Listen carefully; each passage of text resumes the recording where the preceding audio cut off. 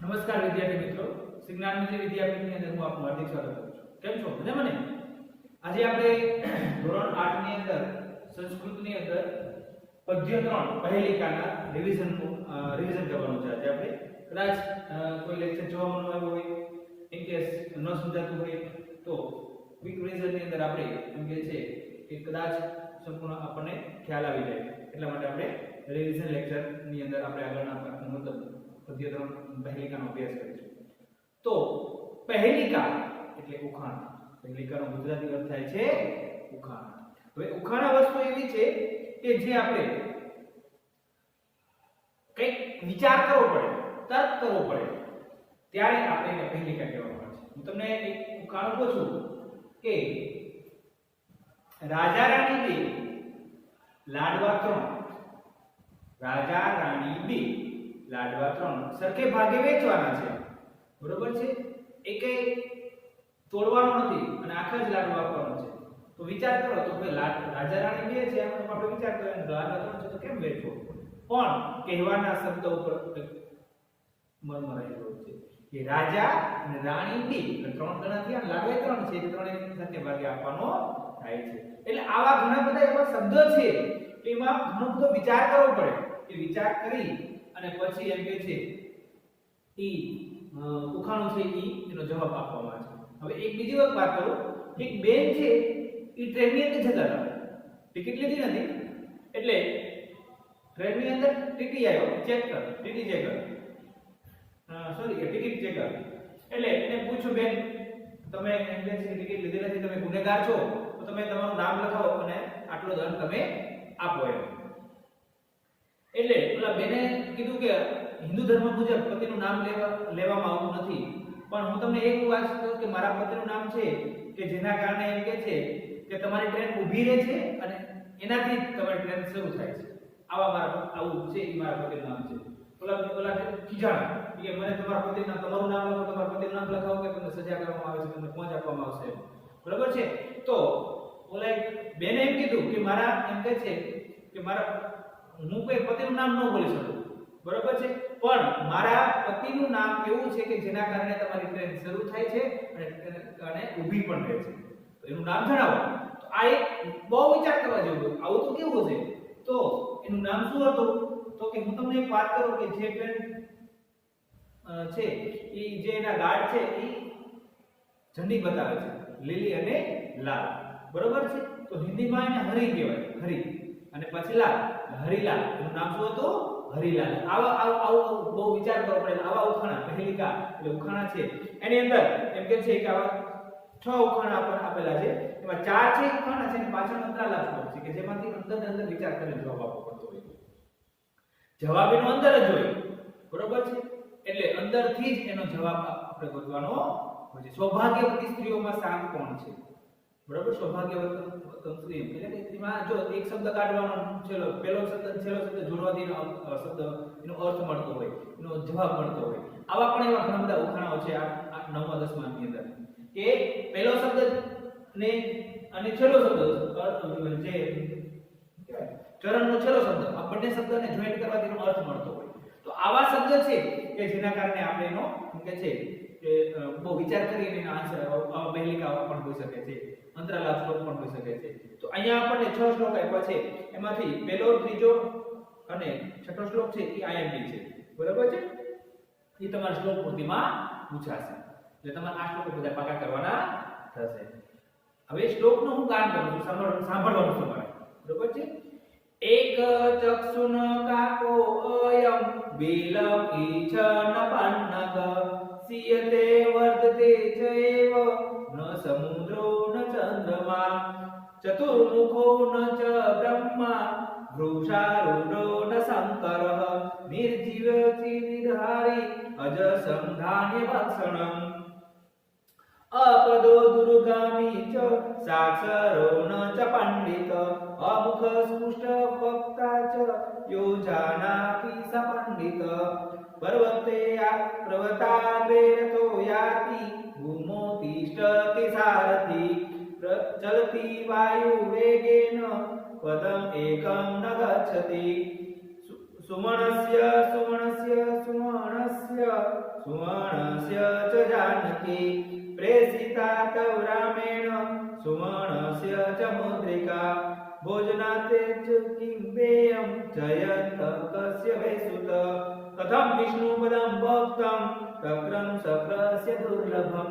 સરસ મજાનો એનો રાગ છે અને આપણે એક એક શ્લોકને શબ્દાર્થ દ્વારા સમજીએ।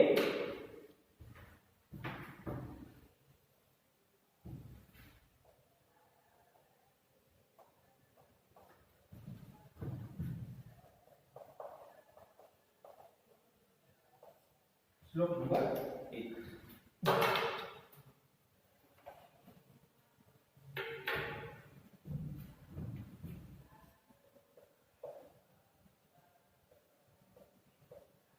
एक चक्षुना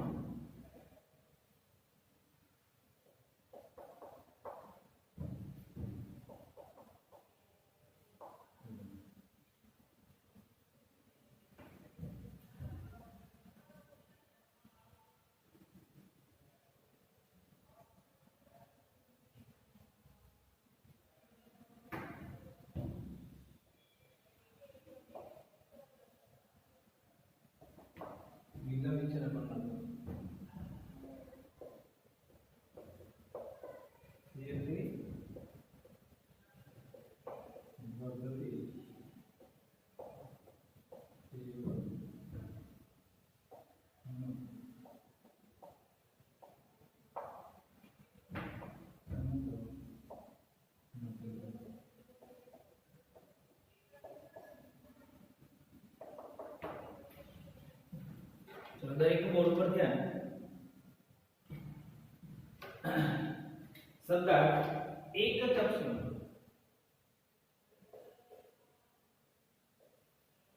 એટલે એક આંખ વાળો બરોબર છે। પછી કાકો હોય કે કાકો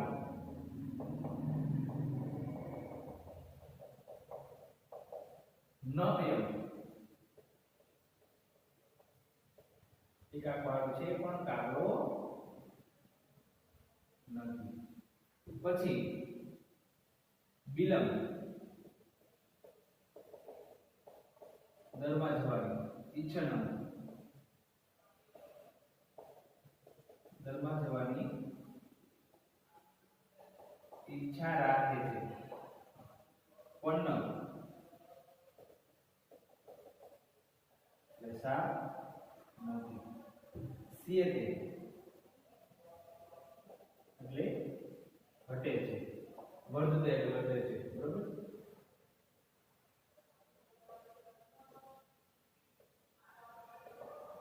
આ શબ્દાર્થ છે। હવે જો આપણે ભાષાંતર જોઈએ।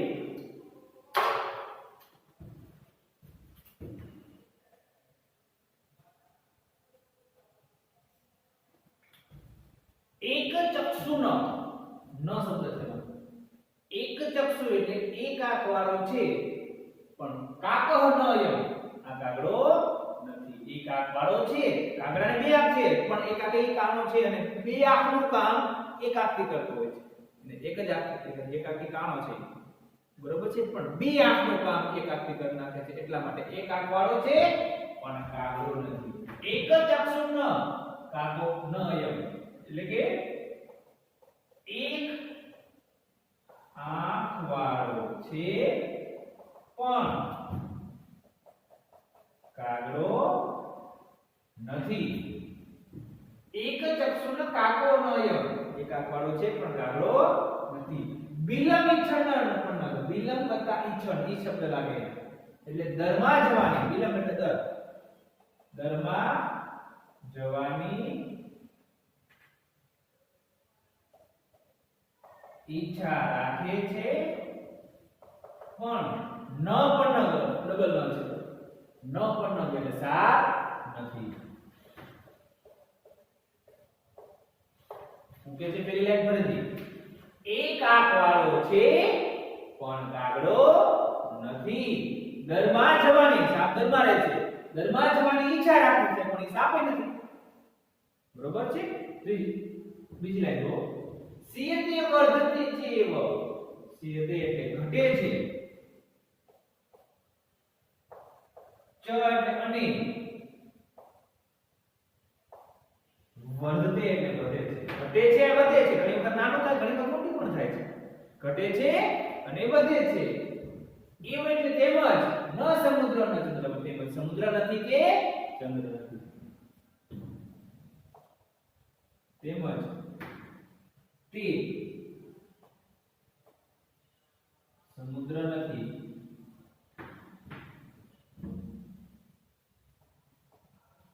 કે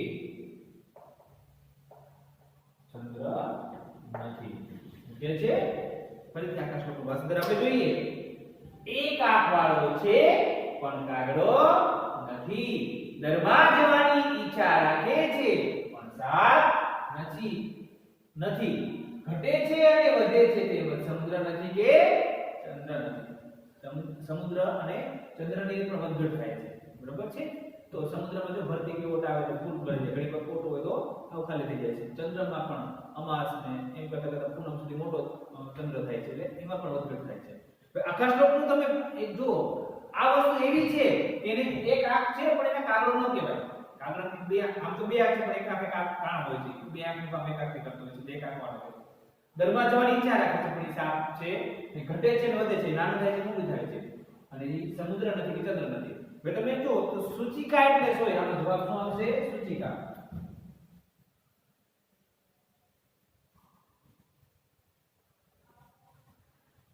સોય છે આ જે આપણે કપડું છે, તો કપડું સીવું હોય આપણે તો એની અંદર એમ કે છે કે આ સોય છે.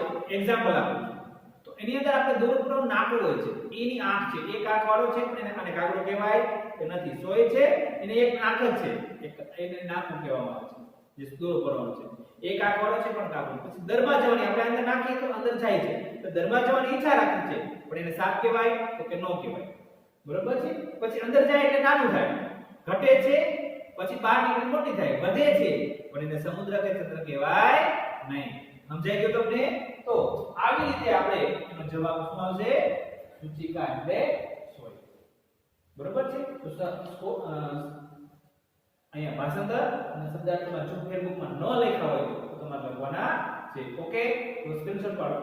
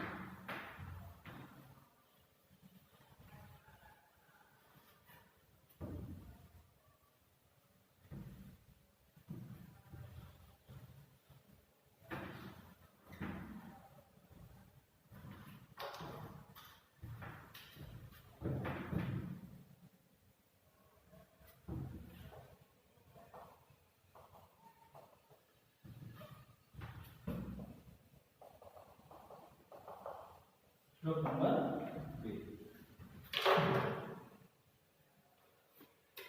બીજો શ્લોક જોઈએ આપણે.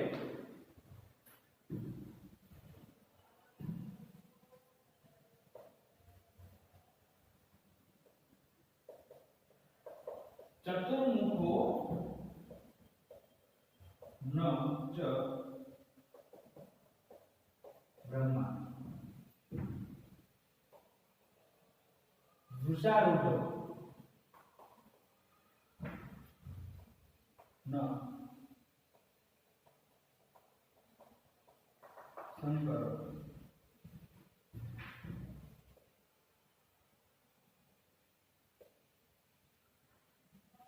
નિર્જીવી ચ નિરાહારી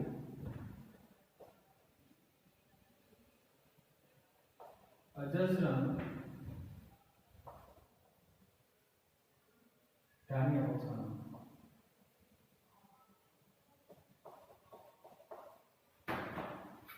બરોબર છે. ચલો બીજા શ્લોક ના આપણે શબ્દાર્થ જોઈએ. ચતુર્મુખો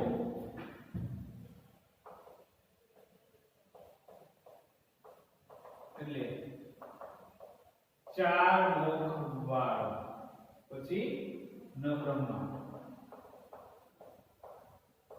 ચાર મુખ વાળો છે પણ બ્રહ્મા નથી પછી વૃષભ વત્તા આરૂઢ એટલે બળદ ઉપર બેસનારો છે ન શંકર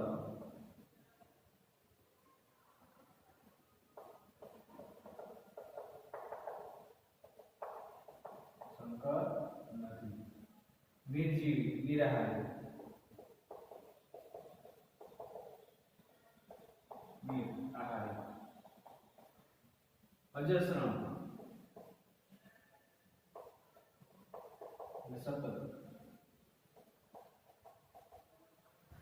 બરોબર છે ચલો આપણે બીજા શ્લોક જોઈએ આની અંદર જુઓ ચતુર્મુખો નંચ બ્રહ્મા એટલે ચાર મુખ વાળો છે ચતુર્મુખો એટલે ચાર મુખ વાળો છે પણ બ્રહ્મા નથી આપણે શબ્દાર્થ જોઈ અને સર્વપ્રથમ શ્લોક પણ લખીએ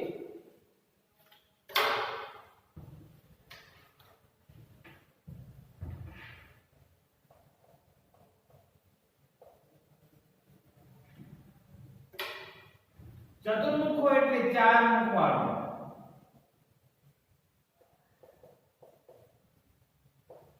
ચાર મુખ વાળો છે પણ ન બ્રહ્મા ચાર મુખ વાળો છે પણ બ્રહ્મા નથી વૃષારૂઢ ચ એટલે અને બળદ ઉપર બેઠે છે બળદ ઉપર બેસે છે પણ શંકર નથી બરાબર છે બળદ ઉપર બેસે છે પણ શંકર ભગવાન કહેવાય નહીં ફરીથી આપણે શ્લોક ભાષાંતર આપણે જોઈએ ચાર મુખ વાળો છે પણ બ્રહ્મા નથી બળદ ઉપર બેસે છે પણ શંકર ભગવાન નથી એટલે શંકર નથી નિર્જીવી નિર્જીવ છે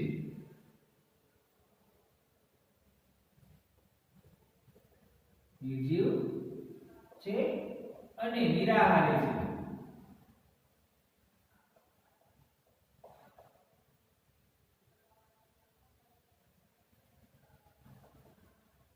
તેમજ સતત અનાજનું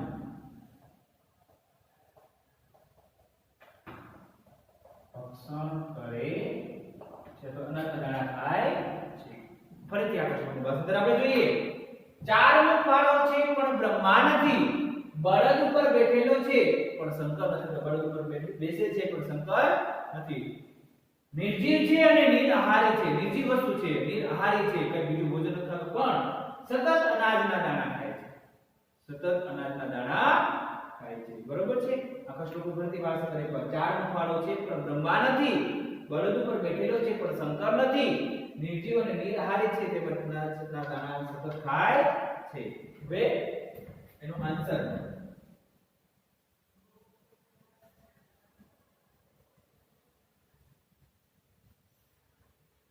હલમ એટલે હળ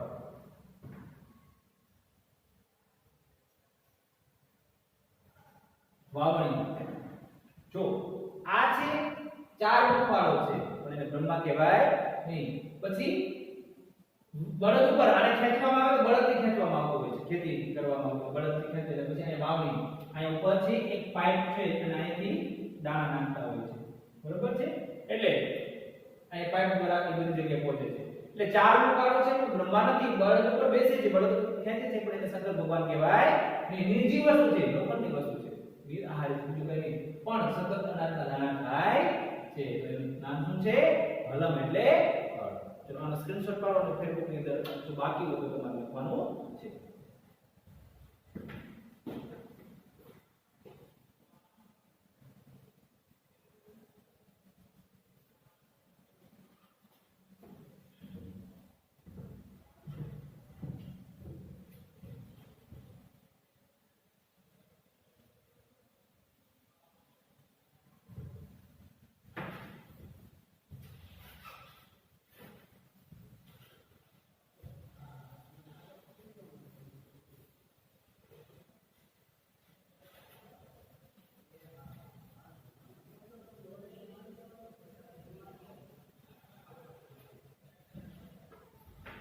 ત્યાર પછી આપણે શ્લોક 3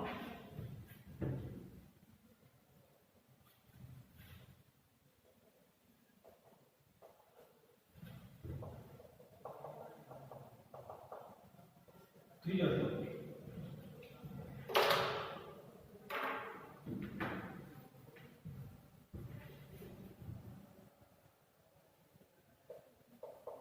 અપદો દુર્ગામી ચ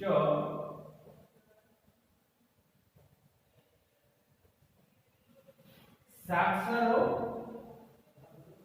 ન ચ પંડિત અમુખ સ્પુષ્ટ વક્તા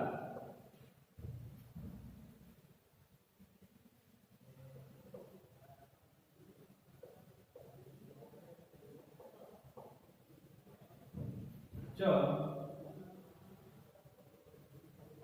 यो जानाति स पंडित बरोबर છે આપણે શબ્દાર્થ જોઈએ અપદો એટલે દૂર પદ વગરનો પદ વગરનો છે પણ દૂરગામી એટલે પદ વગરનો છે પણ દૂર સુધી જાય છે પછી સાક્ષર એટલે ભણેલો છે પણ ન પંડિત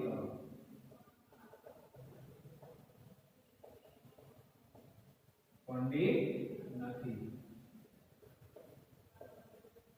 અમુક એટલે મુખ વગરનો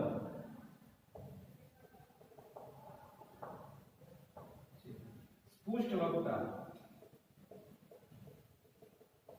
મુખ વગરનો છે પણ સ્પષ્ટ બોલે છે ચલો હવે દરેકનું ગોળ ઉપર ધ્યાન અપદો દુર્ગામી ચ સાક્ષરો ન ચ પંડિત અમુખ સ્પુષ્ટ વક્તા ચ યો જાનાતિ સ પંડિત અપદો એટલે પદ વગરનો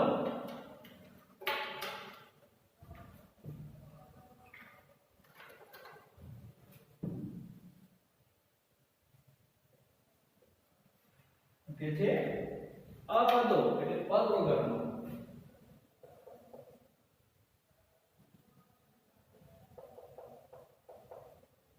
છે પણ દૂરગામી પદ વગરનો છે પણ દૂર સુધી જાય છે પદ વગરનો છે અને પગ નથી છતાંય બહુ દૂર સુધી જાય છે પગ વગરનો છે પણ દૂર સુધી જાય છે સાક્ષરનો ચ પંડિત ભણેલો છે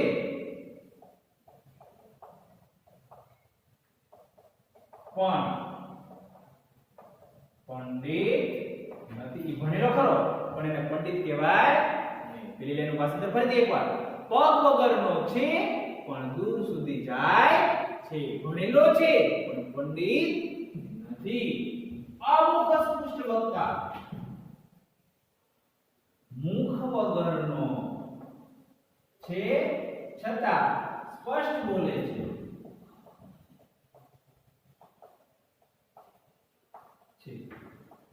જે જાણે છે સહપંડિત જે જાણે છે તે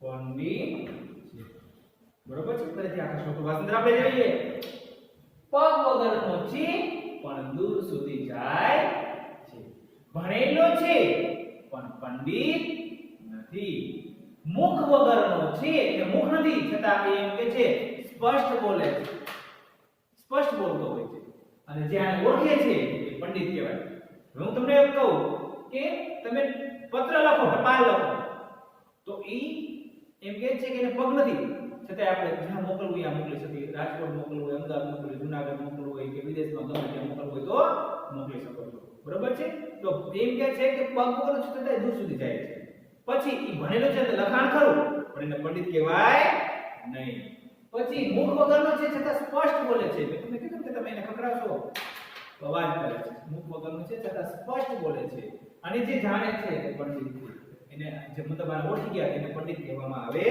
છે તો એકવાર ફરીથી આપણે ભાષાંતર જોઈએ પગ વગરનો છે પણ દૂર સુધી જાય છે ભણેલો છે પણ પંડિત નથી મુખ વગરનો છે પણ સ્પષ્ટ બોલે છે અને જે જાણે છે તેને પંડિત કહેવામાં આવે છે તો આપણે અહીંયા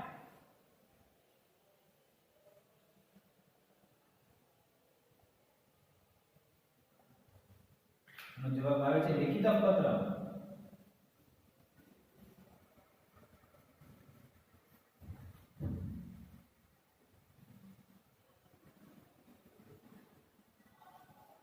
એટલે લખેલો પત્ર બરોબર છે તો આની સ્ક્રીનશોટ પાડો અને ફેસબુક ની અંદર તમારે લખવાનું શબ્દાર્થ અને ભાષાંતર બરોબર બીજી વાર લખવાની જરૂર નથી પાછી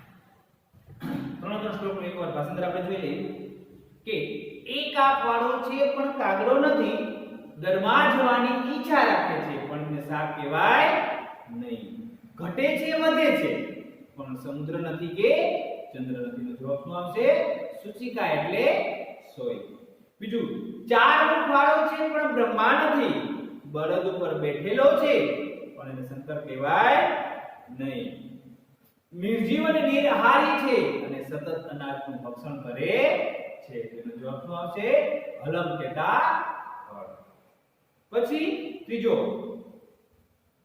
અમુખ સ્પષ્ટ વક્તા અપદ દુર્ગામી ચ સાક્ષરોન ચ પંડિત અમુખ સ્પષ્ટ વક્તા ચ યો જાનાતિ સ પંડિત એટલે પગ વગરનો છે એના પગ નથી છતાંય બહુ દૂર સુધી જાય મોકલવું હોય ત્યાં આપણે મોકલી શકીએ છીએ પગ વગરનો છે પણ દૂર સુધી જાય છે ભણેલો છે પણ એને પંડિત લખેલું છે પણ એને પંડિત કહેવાય નહીં સ્પષ્ટ બોલે છે પણ આને ઓળખે છે ને એને પંડિત કહેવામાં આવે છે તેનો જવાબ શું આવશે લિખિતમ પત્રમ એટલે ત્રણ આપણે શબ્દાર્થ અને શ્લોક લખીએ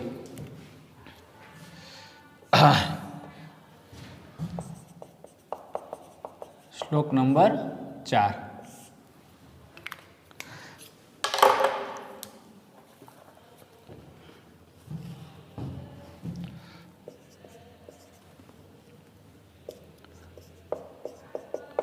પ્રવત્તા અગ્રે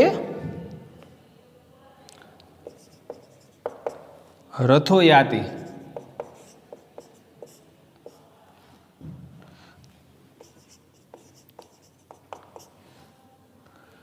ભૂમો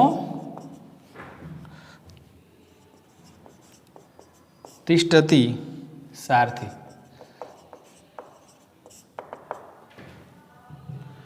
ચલતી વાયુ વેગેન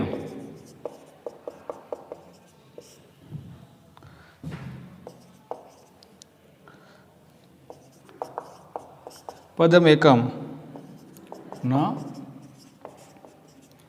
ગચ્છતિ બરોબર છે હવે આપણે પહેલા શબ્દાર્થ જોઈએ અને પછી ભાષાંતર લખીએ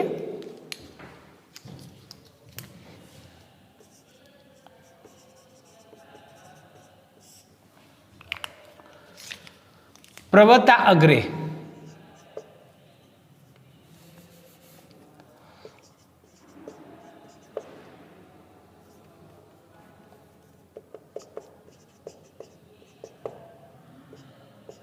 એટલે પર્વતના આગળના ભાગે અથવા ટોચે, ટોચ જે પર્વત છે આને ટોચ કહેવાય, બરાબર છે, એટલે પર્વતા અગ્રે અથવા પર્વતની ટોચ ઉપર. રથો એટલે રથ, યાતિ એટલે ચાલે છે,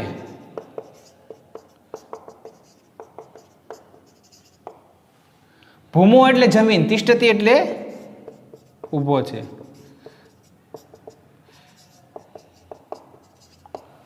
સારથી એટલે સારથી એટલે ચલાવનાર, વાયુ વેગેન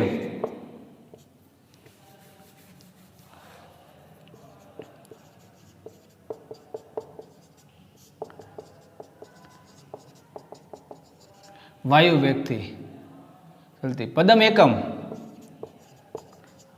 પદમ વત્તા એકમ એટલે એક ડગલું, ન ગચતી, જતો નથી. ચલો હવે આપણે શ્લોકના શબ્દાર્થ આપણે જોયા. અહીંયા શ્લોક આપ્યો છે, આપણે જોઈએ. પ્રવતા અગ્રે રથો યાતિ ભૂમો તિષ્ઠતિ સારથી ચલતી વાયુ વેગેન પદમ એકમ ન ગચ્છતિ. આપણે ભાષાંતર જોઈએ.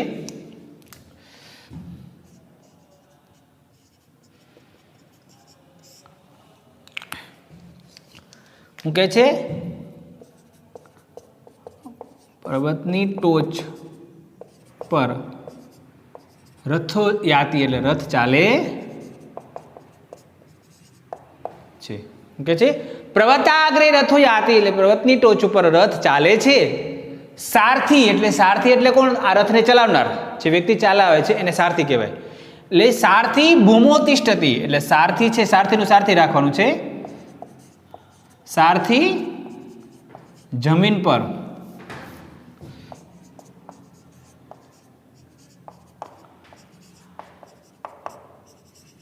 ઊભો છે, બરોબર છે. પર્વતની ટોચ ઉપર રથ ચાલે છે, સારથી છે એ જમીન પર ઊભો છે. એટલે હું કેમ ઊભો છું? એમ જમીન પર ઊભો છે. વાયુ વેગને ચલતી એટલે વાયુ વેગથી ચાલે છે.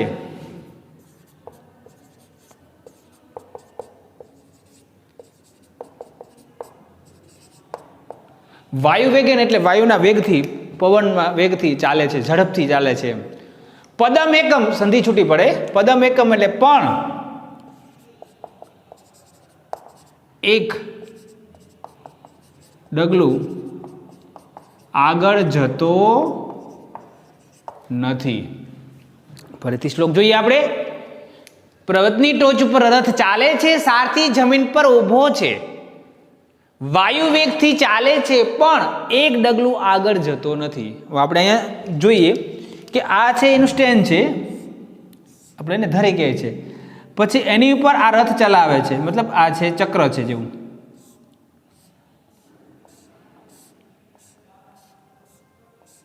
બરોબર છે. આગળ ભૂમો તિષ્ઠતિ એટલે જે ચલાવનાર વ્યક્તિ છે, સારથી છે, અહીંયા ઊભો છે, આ સારથી છે, બરોબર છે. વાયુ વેગે ચાલે છે એટલે પવનની વેગથી એ એમ નામ ફરે છે, એમ વાયુ વેગથી ચાલે છે પણ એક ડગલું આગળ જતો નથી. તો આનો જવાબ આવે છે કુંભકાર્ય છે ચક્રમ. જવાબ શું આવશે?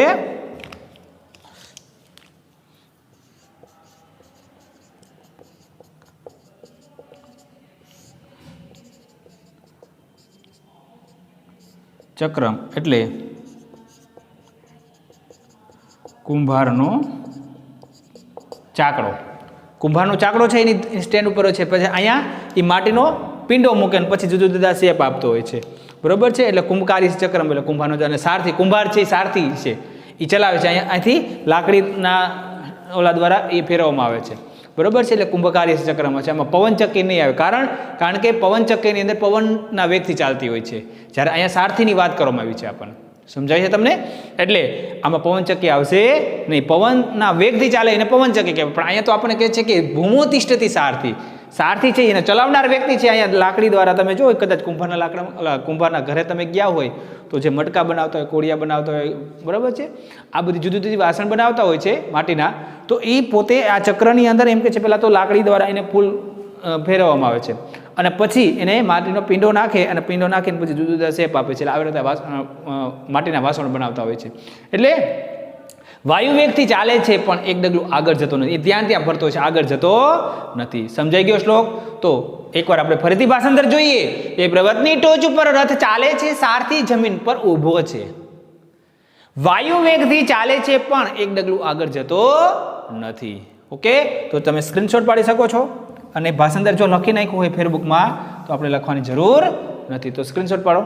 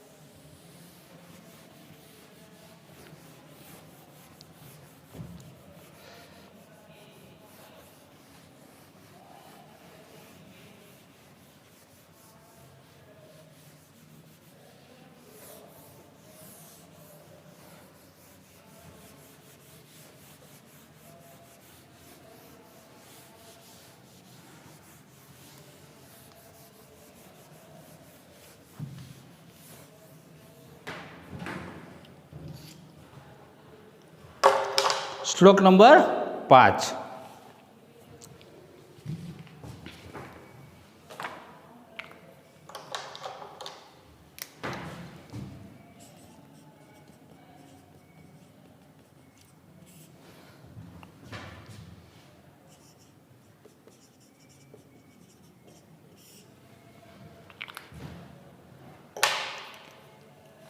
શ્લોક લખીએ આપણે.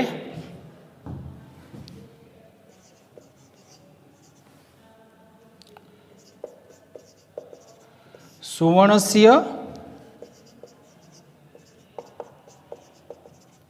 સુવર્ણસ્ય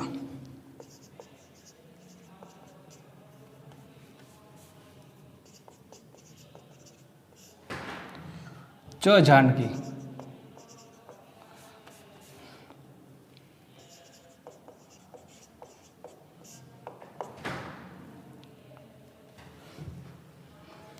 પ્રેષિતા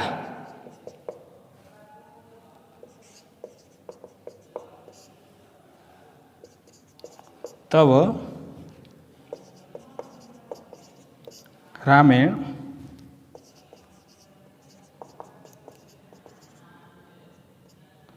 सुवर्णस्य च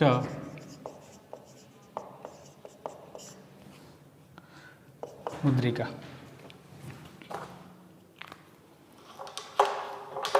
આપણે શબ્દાર્થ જોઈએ.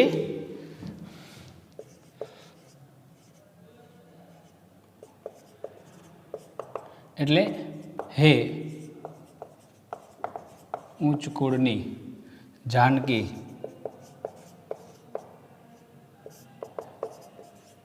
સીતા, પછી બીજો સુવર્ણસ્ય એટલે શ્રેષ્ઠ પરિવારના, પછી રામાયણ રામે તો રામથી, સુવર્ણસ્ય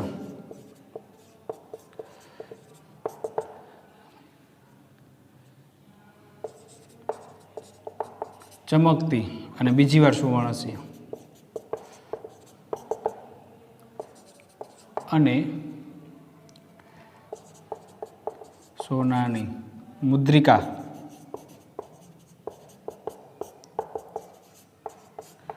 વીટી પ્રેષિતા એટલે મોકલી છે, બરાબર છે. આ શબ્દાર્થ છે. અહીંયા શ્લોક છે, જુઓ. સુવર્ણસ્ય સુવર્ણસ્ય સુવર્ણસ્ય સુવર્ણસ્ય સુવર્ણસ્ય સુવર્ણસ્ય ચ જાનકી. અહીંયા સ્ટોપ દઈ દેવાનું. ફરીથી એકવાર. સુવર્ણસ્ય સુવર્ણસ્ય સુવર્ણસ્ય ચ જાનકી પ્રેષિતા તવ રામેણ સુવર્ણસ્ય ચ મુદ્રિકા. તો ભાષાંતર છે, જુઓ. અહીંયા આ છે ઓળખાણું નથી, અંતરાલાપ શ્લોક કે છે કે એક શબ્દના ઘણા બધા અર્થ થઈ શકે છે. સમજાય છે તમને? તો સુવર્ણસ્ય 4 વાર 1 2 3 અને 4. તો પહેલાનો અર્થ એવો થાય છે હે ઉચ્ચ કુળની સીતા. બીજાનો અર્થ થાય છે શ્રેષ્ઠ પરિવાર. આપણે નથી સુવર્ણ એટલે સારા પરિવારનો છે. પછી ઘણી વખત રંગ પણ કહી શકો આપણે, ચમકતું રંગ, સારા રંગનું છે. પછી વર્ણ એટલે તેનો દેખાવ, બરાબર છે, એમ પણ કહી શકો, બહુ ઉજળા વર્ણનો છે એમ, બરાબર, ચમકતો હોય એવો. પછી સુવર્ણસ્ય એટલે સોનાનું પણ કહી શકો, બરાબર. એટલે જુદા જુદા આ જ્ઞાતિનો છે, આ વર્ણનો છે, વર્ણ એટલે જુદા જુદા એના અલગ અલગ અર્થ કહી શકો છો. એટલે ભાષાંતર આપણે જોઈએ.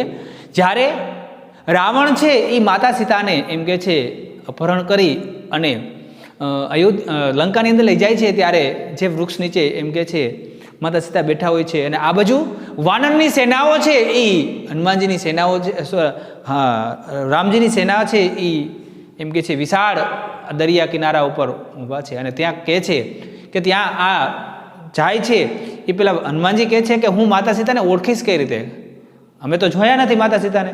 એટલે હનુમાનજી એને ભગવાન રામ એને વીંટી આપે છે કે આ છે વીંટી, તું માતાને આપીશ, સીતાને આપીશ, એટલે તને ઓળખી જશે કે આ રામનો ભક્ત છે. કારણ કે એ તો રાક્ષસની નગરી છે અને અહીંયા તો માયાવીર ઘણા બધા હોઈ શકે છે, એટલે એ મારી પર વિશ્વાસ નહીં કરે. પણ હનુમાનજી કહે છે હું ત્યાં જાઉં, પણ એ વીંટી એમ કે છે મને હું ત્યાં આપું, બરાબર છે. એટલે પછી ભગવાન શ્રી રામ એને વીંટી આપે છે અને ત્યાં જાય છે. હવે હજારો માઇલ દૂર આ દરિયા કિનારો પાર કરી અને લંકાની અંદર પહોંચે. જે વૃક્ષ નીચે માતા સીતા બેઠા હોય છે એ વૃક્ષ ઉપરથી આ શ્લોક બોલે છે કે સુવર્ણસ્ય સુવર્ણસ્ય સુવર્ણસ્ય ચ જાનકી પ્રેષિતા તવ રામેણ સુવર્ણસ્ય ચ મુદ્રિકા. હે ઉચ્ચ કુળની સીતા, પ્રશંસા કરે છે. આમ તો આખા શ્લોક ઘણા બધા છે, 9મા ધોરણમાં એનો ઘણા બધા શ્લોક છે. એના આપણે અહીં એક શ્લોક આપ્યો છે, પણ 9મા ધોરણના એના ટેક્સ્ટ આપણે બીજા સેમની અંદર એવો પાઠ આવશે કે બધું જે વર્ણન કરેલું હોય છે રામનું, આખી ઇતિહાસ છે એ આખો એમ કે છે વાર્તાલાપ દ્વારા એમ કે સરસ મજાનું હનુમાનજી બધાને સીતા માતાને સંભળાવે છે, અને પછી માતા સીતાને એને ઓળખી જાય છે, અને પછી એને અજર અમરનું એમ કે છે વરદાન આપી દે છે. હનુમાનજી અમર થઈ જાય છે. એટલે સુવર્ણસ્ય સુવર્ણસ્ય સુવર્ણસ્ય ચ જાનકી, એટલે હે અહીંયા એમ કહે છે હે ઉચ્ચ કુળની સીતા. માતા સીતા ઉચ્ચ કુળના છે, હે ઉચ્ચ કુળની સીતા. પછી સુવર્ણસ્ય એટલે શ્રેષ્ઠ પરિવાર, શ્રેષ્ઠ પરિવારના રામેણ એટલે રામથી અથવા રામ વડે રામે.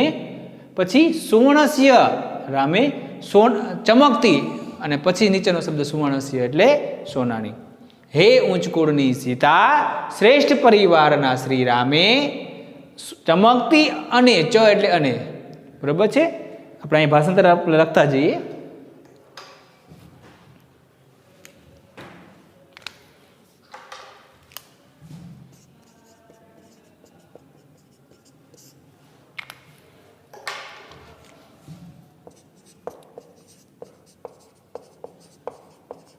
પછી જાનકી શબ્દ લેવાનું છે. હે ઉચ્ચ કુળની સીતા, શ્રેષ્ઠ પરિવારના શ્રી રામે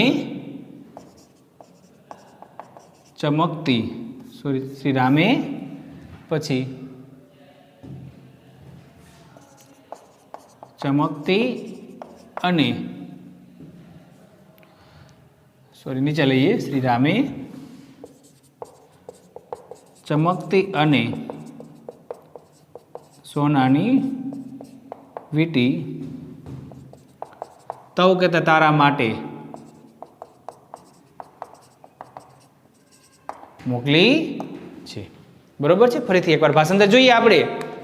હે ઉચ્ચ કુળની સીતા, શ્રેષ્ઠ પરિવારના શ્રી રામે ચમકતી અને સોનાની વીંટી તારા માટે મોકલી છે. ચળકતી અથવા ચમકતી વીંટી તારા માટે મોકલી છે અને પછી વીંટી આપે છે ત્યારે બંનેની ઓળખ થાય છે.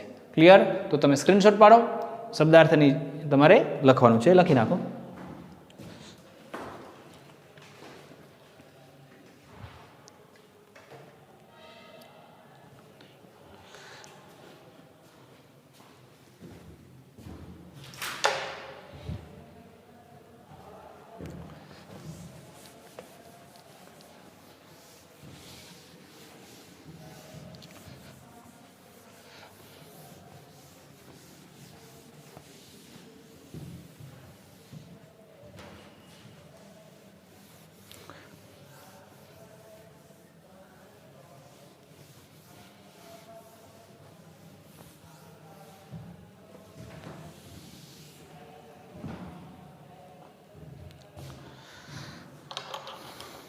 શ્લોક નંબર 6.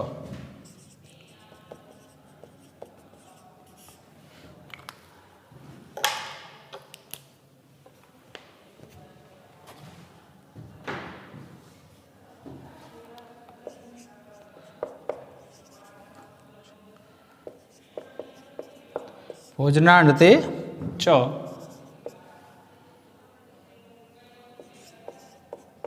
કિમ પેયમ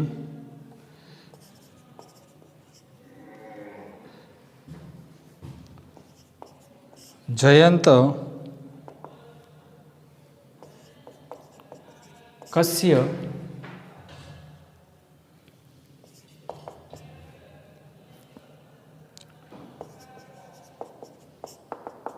સુતઃ કથમ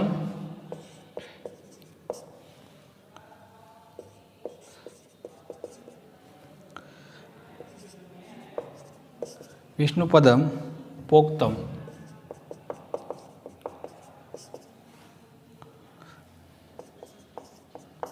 તક્રમ શક્રસ્ય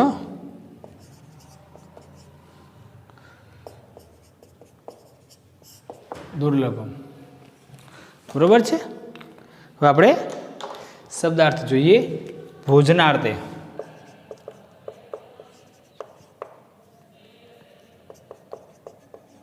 અંતે એટલે ભોજનના અંતે.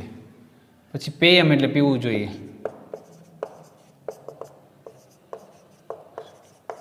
હું પીવું જોઈએ. પછી વે એટલે ખરેખર.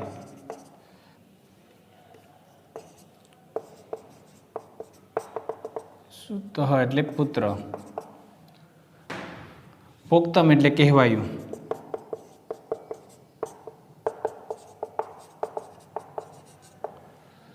તક્રમ એટલે છાસ.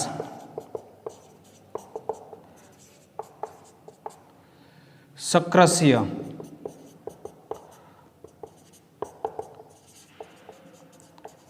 ઇન્દ્રનું. દુર્લભમ એટલે દુર્લભ. ચલો હવે શ્લોક આપણે જોઈએ. ભોજનાતે ચ કિમ પેયમ જયંત કસ્ય વેસુત કથમ વિષ્ણુ પદમ પોક્તમ તક્રમ શક્રસ્ય દુર્લભમ. આપણે ભાષાંતર છે જોઈએ.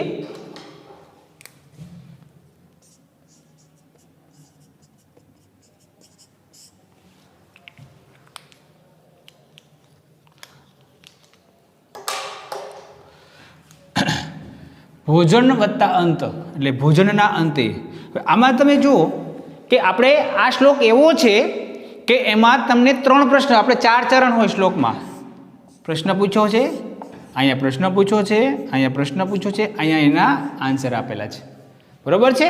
તો 3 પ્રશ્ન પૂછેલા, 4 ચરણમાં 3 પ્રશ્ન પૂછ્યા છે અને 4થા ચરણમાં એના જવાબ આપ્યા છે. બરોબર છે. તો આપણે પહેલો પ્રશ્ન જોઈએ કે ભોજનાતે ચ કિમ પેયમ એટલે ભોજનના અંતે. કિમ એટલે શું? પીવું જોઈએ.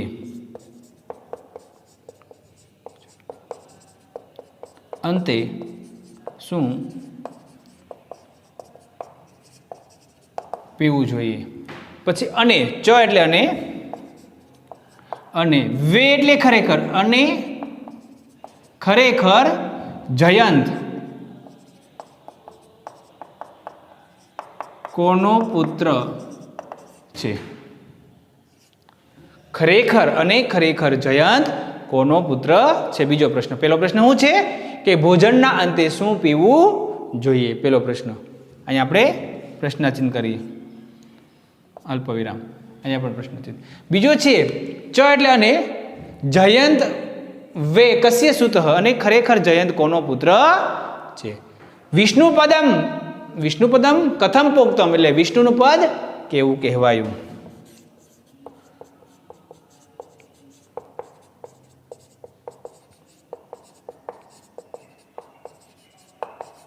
વિષ્ણુનું પદ કેવું કહેવાયું?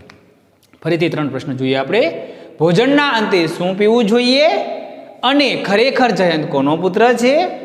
અને વિષ્ણુનું પદ કેવું કહેવું? સિંહાસન છે ને એની વાત કરીએ. વિષ્ણુનું પદ કેવું કહેવાયું? તો આપણે એના આન્સર લખીએ. તો તક્રમ એટલે છાસ. સક્રસ્ય એટલે ઇન્દ્રનો. અને દુર્લભમ એટલે દુર્લભ. બરોબર છે? આ રીતે તમારે જવાબ લખવાના છે.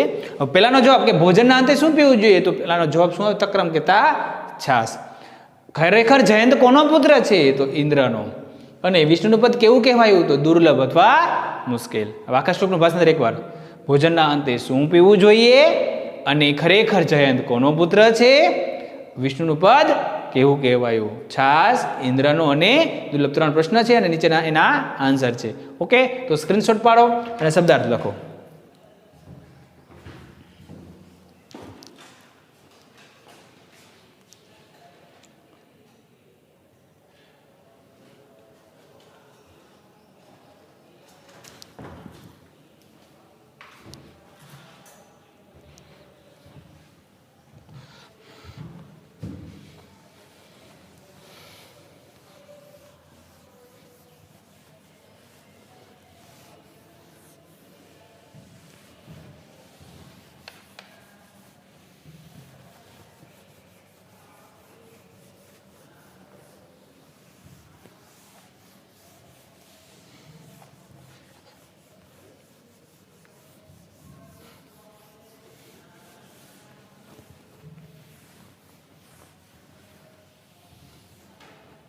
આપણે એકવાર 6 શ્લોકનું સીધું ભાષાંતર હું બોલું છું. દરેકનું ધ્યાન પુસ્તકની અંદર, ખાલી તમારી જે ફેરબુક છે એને બંધ કરી દેશું અને બુકની અંદર આપણે ધ્યાન આપીશું. આપણે સીધું ગુજરાતી લખવાનું. આ પાઠમાંથી તમારે 3 શ્લોક છે, પહેલો, ત્રીજો અને છઠ્ઠો.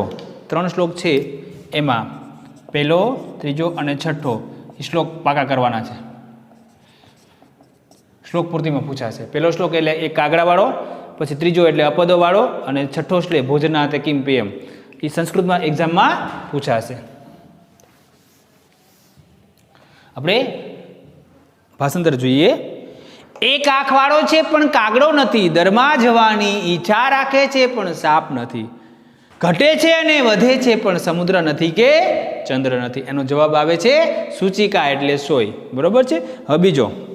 4 મુખવાળો છે પણ બ્રહ્મા નથી, બળદ ઉપર બેઠેલો છે પણ શંકર નથી, નિર્જીવ અને નિરહારી છે અને સતત અનાજના દાણાનું ભક્ષણ કરે, અથવા સતત અજરશ્રમ એટલે સતત અનાજનું ભક્ષણ અથવા ધાન્યનું ભક્ષણ કરે છે. ત્રીજો. પગ વગરનો છે પણ દૂર સુધી જાય છે, ભણેલો છે પણ પંડિત નથી, મુખ વગરનો છે પણ સ્પષ્ટ બોલે છે, અને જે જાણે છે તે પંડિત છે. જે આને ઓળખે છે તેને પંડિત કહેવાય. તો આનો જવાબ શું આવશે? તો ઓલાનો જવાબ હલમ એટલે હળ. બરાબર છે? હલમ એટલે હળ છે. અને આનો જવાબ આવે છે લિખિતમ પત્રમ એટલે લખેલો પત્ર. ચોથો શ્લોક છે, જોઈએ. પ્રવતા અગ્રે રથો યાતિ ભૂમો તિષ્ઠતિ સારથી. પ્રવતા અગ્રે રથો એમ કે છે યાતિ અને ભૂમો તિષ્ઠતિ સારથી. ચલતી વાયુ વેગે ન પદમ એકમ ન ગચ્છતી. એટલે રથની ટોચ ઉપર રથ ચાલે છે, સારથી જમીન પર ઊભો છે, અને વાયુ વેગથી ઈ ચાલે છે, પવનના વેગથી ઈ ચાલે છે, પણ એક ડગલું આગળ જતો નથી. તો કુંભકાર્યસ્ય ચક્રમ.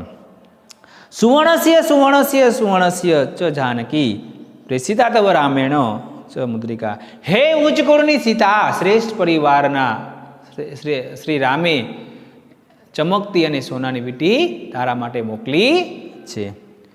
ભોજનના અંતે શું પીવું જોઈએ અને ખરેખર જયંત કોનો પુત્ર છે? અને વિષ્ણુનું પદ કેવું કહેવાયું? ભોજનના અંતે શું પીવું જોઈએ? તો તક્રમ કહેતા છાસ. જયંત કોનો પુત્ર છે? તો ઇન્દ્રનો. અને વિષ્ણુનું પદ કેવું કહેવાયું? તો દુર્લભ અથવા મુશ્કેલ. હવે આપણે અહીંયા ક્વેશ્ચન આન્સરથી થોડાક જોઈએ. એક ચક્ષુ ન કહ અસ્તિ, તો એક આંખ કોને છે? તો કાકહ અને સૂચિકા બંને જવાબ આવશે. કારણ કે આપણને અહીંયા એમ કહે છે એક આંખવાળો છે પણ કાગડો નથી, એટલે સૂચિકા સોયને પણ છે અને કાગડાને પણ છે. મેં તમને કીધું કાગડાને બે આંખ છે, પણ બે આંખનું કામ એક આંખથી કરતો હોય છે. એટલે એક જ ચક્ષુ ન કહ અસ્તિ, તો સૂચિકા અને કાકહ જવાબ આવશે. કહ ધાન્ય ભક્ષણમ કરતી, કોણ ધાન્યનું ભક્ષણ કરે છે? તો હલમ એટલે હળ. બરોબર છે. આગળ સારથી કુત્ર તિષ્ઠતી, એટલે સારથી કુત્ર તિષ્ઠતી એટલે ભૂમો. સારથી ક્યાં ઊભો છે? તો જમીન પર ઊભો છે. રથ કુત્ર યાતિ, રથ ક્યાં છે? તો રથ સારથી કુત્ર તિષ્ઠતી એટલે સારથી ક્યાં ઊભો છે? તો સારથી ભૂમો તિષ્ઠતી એટલે સારથી જમીન પર ઊભો છે. રથ કુત્ર યાતિ, તો પ્રવતાગ્રે, રથ ક્યાં ચાલે છે? કુત્ર એટલે ક્યાં ચાલે છે? તો પ્રવતાગ્રે. રામેણ કા પ્રેષિતા, રામે શું મોકલ્યું? એટલે મુદ્રિકા એટલે વીંટી. જયંત કસ્ય સુતઃ, જયંત કોનો પુત્ર છે? તો જયંત છે એ શક્રસ્ય એટલે ઇન્દ્રનો છે. ક્લિયર? તો તમારે આ ક્વેશ્ચન આન્સર મેં બધું ફેરબુકમાં લખાઈ દીધેલું છે. બરોબર છે. હવે અહીં ખાલી જગ્યા આપેલી છે, એ જોવાનું છે તમારે. ચતુર્મુખનો ખાલી જગ્યા અસ્તિ, તો બ્રહ્મા વિષ્ણુ અને શંકર. તો કોને છે ચાર મુખ? બ્રહ્માને. ભોજનાતે પેયમ ખાલી જગ્યા દુગ્ધમ સુપમ અને તક્રમ, તો તક્રમ ભોજનાતે શું પીવું જોઈએ? તો તક્રમ કહેતા છાસ. અપદ શબ્દસ્ય અર્થ કહ, અપદ એટલે પગ વગરનો, તો પાદ રહિત. પછી સપાદ અને પાદહ, તો પાદ શબ્દ આવશે. સપાદ એટલે પગની સાથે, પાદ રહિત એટલે પગ વગરનો ને પાદહ. બરાબર. પછી રથ ખાલી જગ્યા ચાલતી, તો વાયુ વેગેન, જલ વેગેન, વિદ્યુ વેગેન, તો વાયુ વેગેન. રથ શેનાથી ચાલે છે? તો વાયુ વેગથી. વિષ્ણુપદમ ખાલી જગ્યા પોક્તમ, વિષ્ણુપદ કેવું કહેવાયું? સુલભ, ઉત્તમ કે દુર્લભ? તો દુર્લભ જવાબ આવશે. ક્લિયર છે? હવે અહીંયા બે શ્લોક આપ્યા છે, ભોજનાતે અને અપદો, અને આપણે એક શ્લોક વધારે આપ્યો છે એક ચક્ષુનવાળો. એટલે 3 શ્લોક તમારે સંસ્કૃતમાં પાકા કરવાના છે. ઓકે. પછી પાછળ છે જુઓ, છઠ્ઠું, વૃષહ ઉપરથી વૃષારૂઢ. પદમ એ રીતે અશ્વ આપ્યું હોય તો અશ્વારૂઢ, ગજ આરૂઢ અને વૃષારૂઢ, વૃક્ષ આરૂઢ એટલે વૃક્ષ ઉપર ચડેલું એમ. પદમ ઉપરથી પદમ એકમ, તો શબ્દમ એકમ, વાક્યમ એકમ અને ગીતમ એકમ. ભોજન ઉપરથી ભોજનાતે, એમ દિનાંતે, નિશાંતે અને વર્ષાંતે. બરાબર છે. પર્વત ઉપરથી પર્વતાગ્રે, રથાગ્રે, વૃક્ષાગ્રે અને કરાગ્રે. આવી રીતે તમારે નું સ્વાધ્યાય છે, એ રીતે તમારે પેન્સિલથી ટેક્સ્ટ બુકમાં લખી નાખશું. અને જે ક્વેશ્ચન આન્સર છે અને ભાષાંતર છે, આ બધું મેં ફેરબુકની અંદર લખાવી દીધું છે. ઓકે. તો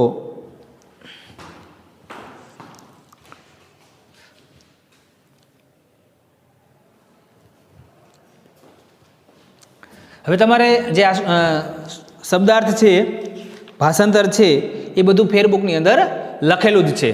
તમને રિવિઝન પૂરતું કદાચ લેક્ચર ન જોવામાં આવતો હોય અથવા ન જોયો હોય, તો આ લિંક કદાચ બંધ થઈ ગઈ હોય, સમય કદાચ બહાર ગયા હોય, એટલે આપણે બાકી રહી ગયું હોય, ન સમજાતું હોય, તો તમે આ રિવિઝન લેક્ચરની અંદર ક્લિયર સમજાઈ ગયું હશે બધાને. બરાબર છે. અને શબ્દાર્થ, ભાષાંતર અને શ્લોક પૂર્તિ આ બંને તમારે બધું પાકું કરવાનું છે. ક્વેશ્ચન આન્સર તો મેં ફેરબુકમાં MCQ લખાવી દીધા છે, ક્વેશ્ચન આન્સર પણ ગુજરાતી સાથે લખાવી દીધેલા છે. બરાબર છે. તો દરેકે આ રીતે આ પાઠની તૈયારી કરવાની છે. બરાબર છે. અને આની અંદર મેં તમને ખાલી જગ્યા છે એ પેન્સિલથી તમારે ટેક્સ્ટ બુકની અંદર જે ખાલી જગ્યાઓની બધું આપેલું છે એ તમારે પેન્સિલથી પૂરવાનું છે. ક્લિયર? ઓકે. તો આજના આ લેક્ચરની અંદર આપણે પહેલિકાના બીજા લેક્ચરની અંદર આગળના 3 શ્લોકનો અભ્યાસ કર્યો. હવે લગભગ ને બધાને સમજાઈ ગયું હશે. કોઈને કંઈ પ્રશ્ન હોય તો તમે મને કોલ કરી શકો છો. ઓકે. જય હિન્દ, જય ભારત. હોમવર્ક